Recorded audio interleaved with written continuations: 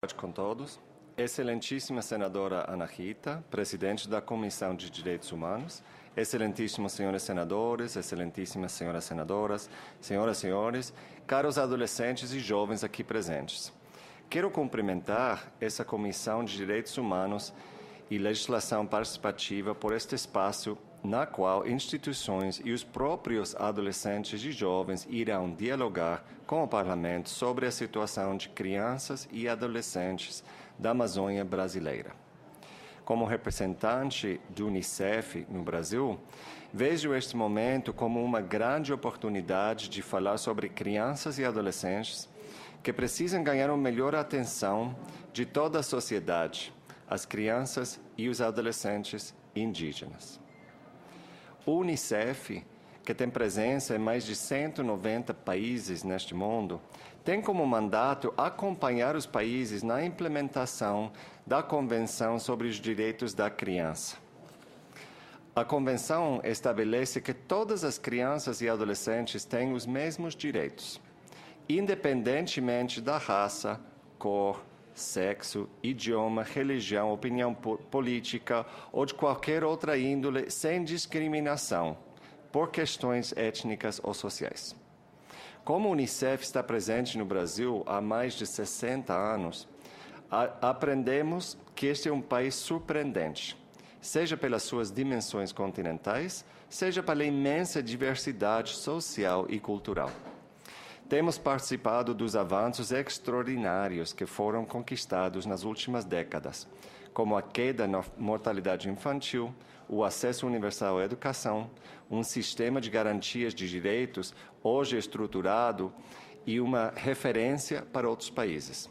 O próprio Estatuto da Criança e do Adolescente do Brasil continua sendo a legislação mais avançada no campo de direitos de crianças e adolescentes no mundo. Programas como Rede Cegonha e Bolsa Família, entre tantos outros, têm tido impactos sem precedentes na vida de milhões de pessoas. Estudos mostram, por exemplo, que somente no caso de Bolsa Família, o impacto nos resultados de aproveitamento escolar são expressivos. Não só há uma diminuição do problema da distorção idade-série, resultado da permanência da criança na escola, como também no aproveitamento escolar com a melhoria na aprendizagem. Em relação à Rede Cegonha, apesar de ainda não termos os dados consolidados, pois o programa foi lançado em 2011, é possível afirmar que a articulação entre as várias políticas de atendimento às gestantes e recém-nascidos estão resultando num processo de adesão de quase todos os estados e municípios do país, com aumento significativo na dotação orçamentária dirigida a este programa e coesão da oferta de serviços de pré-natal, pós-parto e outros. Todos sabemos que essas conquistas ainda não são uma realidade para cada uma de nossas crianças. O que nos traz aqui hoje, excelentíssimos senhores e senhoras, é a urgência de falar sobre a situação das crianças e adolescentes indígenas e os imensos desafios que estão postos para as cerca de 300 etnias que vivem hoje no território brasileiro. A Convenção sobre os Direitos da Criança identifica e ressalta o direito das crianças e adolescentes indígenas a ter sua própria vida cultural, a sua religião e a utilizar seu próprio idioma. Em 2002, na primeira reunião do Fórum Permanente para as Questões Indígenas do Sistema das Nações Unidas, foram apresentados os problemas específicos e a discriminação que enfrentam, particularmente no que se refere aos direitos à educação, à saúde, à cultura e às questões relativas à pobreza extrema, à mortalidade e à exploração no trabalho. Quero destacar aqui a importância de nos referirmos com respeito e com reconhecimento de que os povos indígenas são os povos originários deste país que hoje chamamos Brasil. É inaceitável que ainda haja pessoas e até instituições que se referem aos povos indígenas de forma desrespeitosa à sua história e à sua identidade, e alguns se utilizam a expressão de índios, que tem sua origem num erro de navegadores do século XV.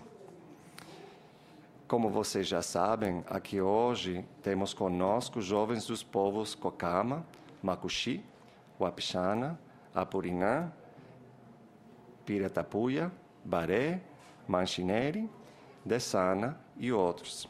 São povos que têm uma história, uma cultura e uma contribuição fundamental para a formação do povo brasileiro. Tanto o Brasil como os demais países da América Latina enfrentam desafios expressivos para o desenvolvimento de políticas voltadas para garantir os direitos desses povos. E ainda que tenhamos avançado em inúmeros indicadores sociais, os dados relativos aos povos indígenas ainda são desafiadores, como a senadora acaba de nos contar alguns exemplos muito bons. O censo de 2010 foi de extrema importância para a coleta de informações relacionadas aos povos indígenas. Contudo, ainda temos muitas lacunas a serem preenchidas nas questões relativas à adolescência e juventude indígena. O Ministério da Saúde, nos últimos anos, tem tido um compromisso concreto de implementar melhorias na oferta de serviços de saúde por meio da Secretaria Especial de Saúde Indígena, o SESAI. Em seu relatório de gestão de 2013, informa que a taxa de mortalidade infantil na população indígena, que vive nas aldeias, apresentou uma redução contínua nos últimos anos, passando de 75 mortes por 100 mil nascidos vivos no ano 2000 a 38 por 100 mil nascidos vivos em 2012.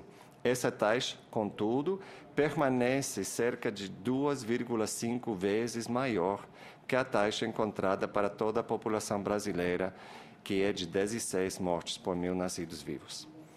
Ainda de acordo com esse relatório, alguns fatores têm contribuído para que a mortalidade infantil da população indígena permaneça elevada, como os altos índices de desnutrição infantil, acesso restrito às ações de atenção primária nas aldeias, baixa cobertura vacinal, atenção pré-natal insuficiente e baixa cobertura de saneamento básico. Por exemplo, menos de 50% das indígenas gestantes contam com pré-natal. Doenças como malária, tuberculose, diarreia, infecções respiratórias agudas, hepatite, leishmaniose e parásitas em geral incidem fortemente sobre a saúde da população indígena.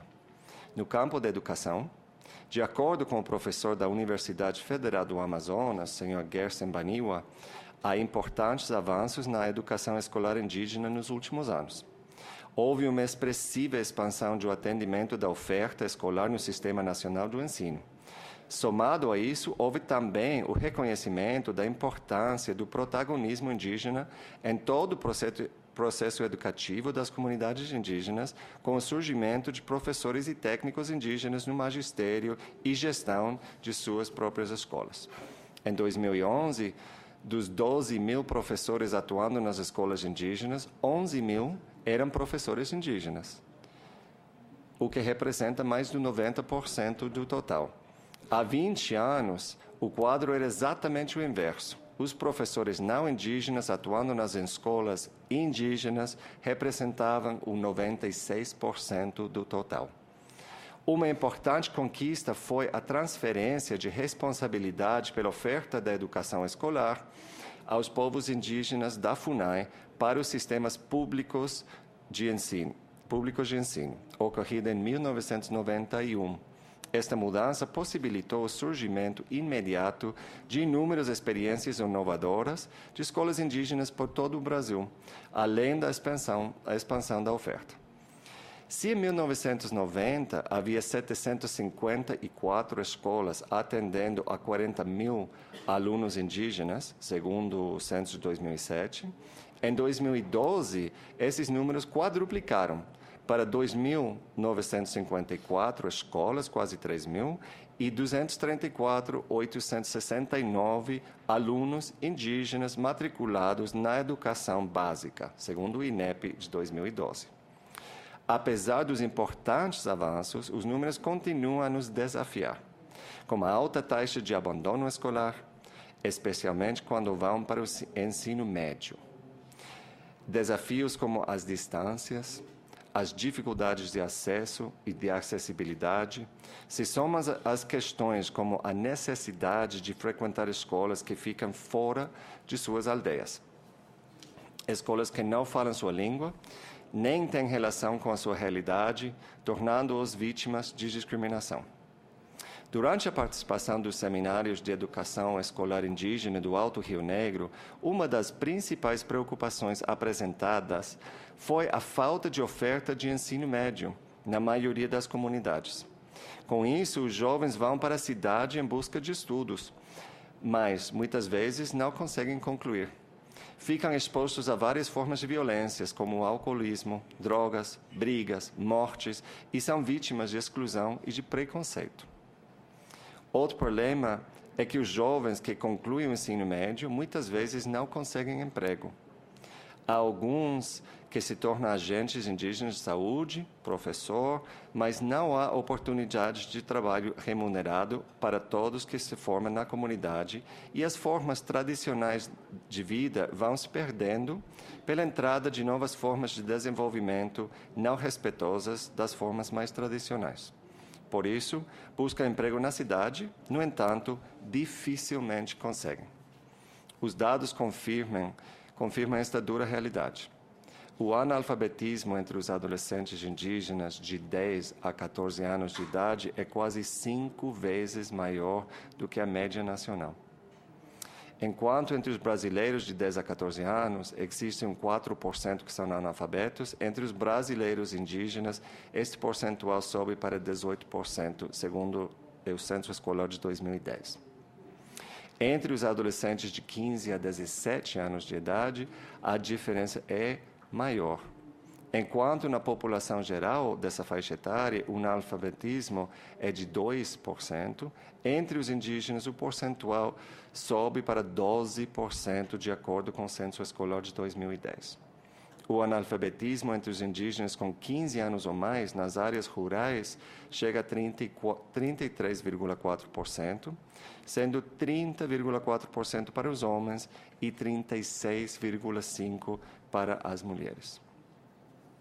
Quase 20% dos adolescentes indígenas estão fora da escola, 19,6%, enquanto a média do total do adolescente fora da escola é de 14,8%, segundo o Censo Escolar. O Unicef, em parceria com vários aliados, desenvolveu na cidade de Tabatinga um censo indígena que evidencia a invisibilidade desses povos nos municípios. A ideia do censo é ter um maior conhecimento das realidades indígenas nos municípios para poder desenvolver ações e estratégias que ajudem a garantir os seus direitos. Excelentíssimas senhoras e senhores, o Unicef acredita que o Parlamento é um espaço fundamental de um regime democrático na afirmação dos novos direitos e na reafirmação daqueles direitos já conquistados. E, nesse sentido, os povos indígenas, especialmente crianças e jovens, precisam de vossa atenção. Pois, apesar dos avanços significativos, ainda estamos longe de garantir as necessárias condições ao seu pleno desenvolvimento. Para além dos dados de educação e saúde aqui citados, quero fazer neste momento mais 2 referências de questões que têm impactos dramáticos na vida das comunidades e povos indígenas do Brasil. A primeira questão refere-se ao subregistro de nascimento de crianças indígenas, que chega a 40% no país, um dado inconcebível nos dias de hoje. E as questões que determinam esse problema são diversas e exigem que diferentes atores, as prefeituras, os governos estaduais, governo federal, cartórios, lideranças indígenas, entre outros, atuam e se comprometam a enfrentar esse problema que impede que possamos ter uma dimensão real de quantas são nossas crianças indígenas no Brasil. Outro tema importante, que está longe de ter uma solução simples, são os suicídios entre os jovens indígenas, que tem uma incidência 4 vezes maior que a média nacional, sendo os estados de Mato Grosso do Sul e Amazonas, aqui representado, os que concentram mais de 80% dos casos, de acordo com o Mapa de Violência de 2011. Para se ter uma ideia, o Brasil tem 5 casos de suicídio a cada 100 mil habitantes, o Brasil como país. Entre os jovens indígenas de Mato Grosso do Sul, esse número chega a 446 casos para cada 100 mil. Quase 50% destes suicídios ocorrem entre adolescentes. Suicídios são, por natureza, difíceis e não se pode trabalhar reduzindo-os a uma questão de fundo nem emocional, nem psicológico ou de saúde mental. É preciso identificar também as questões mais profundas que estão relacionadas às realidades complexas e violentas nas quais estão inseridos os povos indígenas. As próprias organizações de jovens indígenas identificam que, com frequência, eles não encontram seu espaço na sua própria cultura e também são excluídos da cultura urbana. A exclusão étnica, por serem povos indígenas. A exclusão de classe, por serem pobres. E a exclusão geracional, por serem jovens. Some-se a isto uma quarta exclusão, que é a exclusão de gênero, que afeta principalmente as mulheres. Nós, do Unicef, em diálogo com organizações indígenas e indigenistas, queremos ressaltar que não se pode encontrar soluções aos grandes desafios colocados sem que as próprias populações indígenas sejam partes de todo o processo. Por isso, fazemos um chamado a gerar mais espaços de comunicação e consulta real entre os povos indígenas e as distintas esferas do governo brasileiro. Igualmente, achamos necessário melhorar a coleta de dados sobre a realidade e os desafios que enfrentam os povos indígenas. Contar com informações que permitam um desenho e implementação de políticas e programas públicos específicos que respondem à diversidade do país. Aqui vou sair um pouquinho do discurso escrito e vou falar simplesmente com os números que a senhora senadora, excelentíssima senhora senadora Ana Rita mencionou. Os números de muitos povos indígenas no Brasil são bem reduzidos. 2.500, 10.000, tem muitos povos com números de população muito reduzidos. É impossível usar a estatística que nós usamos para a população tipo Brasil, dos 200 mil habitantes, para essas populações pequenas. Não podemos calcular em base a 100, nem em base a 1.000, muito menos em base a 100 mil nascidos vivos. Precisamos de dados reais, números exatos para os povos indígenas aqui no Brasil para entender realmente bem qual é a situação em cada um deles. No que se refere à educação, é fundamental que se possa fortalecer o espaço escolar para se desenvolver uma escola que respeite e promova as especificidades étnicas de cada povo. Uma educação que responda às necessidades educativas e de formação dos povos indígenas no país. Ainda na educação, é necessário desenvolver uma campanha nacional em parceria com os povos indígenas e o Sistema das Nações Unidas, que ajude a gerar conhecimento e consciência na população brasileira sobre a diversidade e a riqueza dos povos indígenas no país. Na área de saúde, nas palavras do próprio ministro de Saúde, Arthur Choro, são muitos os fatores que dificultam o atendimento adequado. Por isso é necessário o desenvolvimento de parcerias entre as diferentes esferas do governo para garantir o atendimento integral que responda às necessidades dos povos indígenas, assegurando um diálogo e entendimento cultural entre estes e os funcionários na área de saúde. Na área de proteção, são muitos e novos os desafios que estão enfrentando nossas crianças e adolescentes indígenas. Os problemas de suicídios, de álcool e as drogas somente são as partes mais visíveis e dolorosas de uma realidade caracterizada pela exclusão, a discriminação e o preconceito. Novamente, são necessárias ações integradas que coloquem no centro de nossas políticas as crianças e adolescentes indígenas e que as definições das políticas sejam baseadas no interesse superior da criança e do adolescente, como estabelece a Convenção sobre os Direitos das Crianças. Para terminar, excelentíssimas senhoras e senhores, a maior riqueza de um país é a sua diversidade. E respeitar esta dimensão significa o respeito à sua própria história. O caminho da diversidade contribui para a coesão de uma nação que reconhece, que respeita, que valoriza a sua gente, protege e ajuda no desenvolvimento das suas crianças e adolescentes, sem exceções. O Unicef está à disposição para contribuir no desenvolvimento e a implementação de políticas voltadas para a garantia dos direitos de todas as crianças e adolescentes indígenas no Brasil.